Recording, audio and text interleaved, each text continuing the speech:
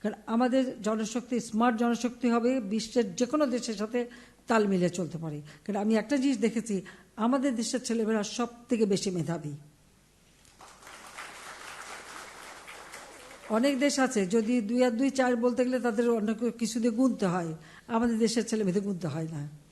কাজেই সেদিক থেকে আমি বলবো আমাদের ছেলেমেয়ে অনেক মেধাবী, তাদের খালি সুযোগটা করে দেওয়া, আর সেটাই আমাদের কর্তব্য যে আমরা সেই সুযোগটাই করে দিতে চাই। আর সে কারণে এই প্রধানমন্ত্রী ফেলোশিপটা আমরা প্রবর্তন করেছি। তবে এখানে আমি একটা কথা বলি, যেটা আমি মাত্র বসে বসে এখানে হিসাবও করলাম।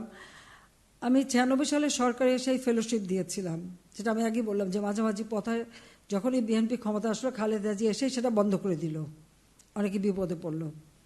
মানুষ তো আর চিরদিন বেঁচে থাকে না।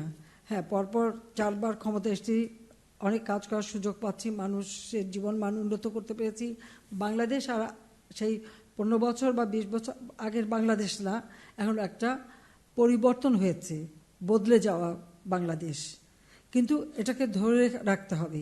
সেই জন্য আমি এখন আলাপ করছিলাম, তো বেশ মোটা অঙ্কের টাকাই লাগবে মনে হচ্ছে।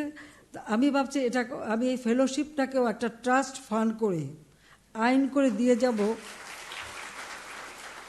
যেন ভবিষ্যতে কেউ আর এটা বন্ধ করতে না পারে। কারণ এই যে একজন বিদেশে যায়, মাঝখানে বন্ধ হয়ে যেয়ে শেষে যে বিপদে পড়ে, সেই বিপদটা আমি নিজে দেখেছি। অনেকে আমরা নিজেরা আমাদের প্রবাসী বাঙালিদের অনুরোধ করে থাকা খাওয়ার ব্যবস্থা করে দিয়ে যাতে তার পড়াশোনা সম্পন্ন করে আসতে পারে সে ব্যবস্থাও করেছি, কিন্তু সেটা সম্পন্ন করতে যে যারা চাকরিজীবী ছিল তাদের কিন্তু চাকরিও চলে গিয়েছিল, বিএনপি তাদেরকে বাতিল করে দেয়। তো সেই জন্য এবার আমি সিদ্ধান্ত নিয়েছি যে আমরা যাই এখন দেব একটা ট্রাস্ট ফান্ড করে দেবো, যে পট করে কেউ যেন আর বন্ধ করতে না পারি। তবে এখন আমরা যে স্কলারশিপটা দিচ্ছি, এবার যেটা দিলাম, এটা আমাদের যদি চালু রাখতে হয় তাহলে 5,000 কোটি টাকার একটা ফান্ড লাগে। কত টাকা আমাদের এবার দিচ্ছে আপনার? হ্যাঁ, আবার আমরা বিজ্ঞান ও প্রযুক্তি মন্ত্রণালয় থেকেও আমরা স্কলারশিপ দিচ্ছি, বা অন্য ক্ষেত্রে আছে। এই সবগুলি মিলিয়ে আমাদের 5,000 কোটি টাকার একটা ফান্ড প্রয়োজন। তবে চিন্তা নেই, সেটা আমরা করতে পারবো, আমার সে বিশ্বাস আছে।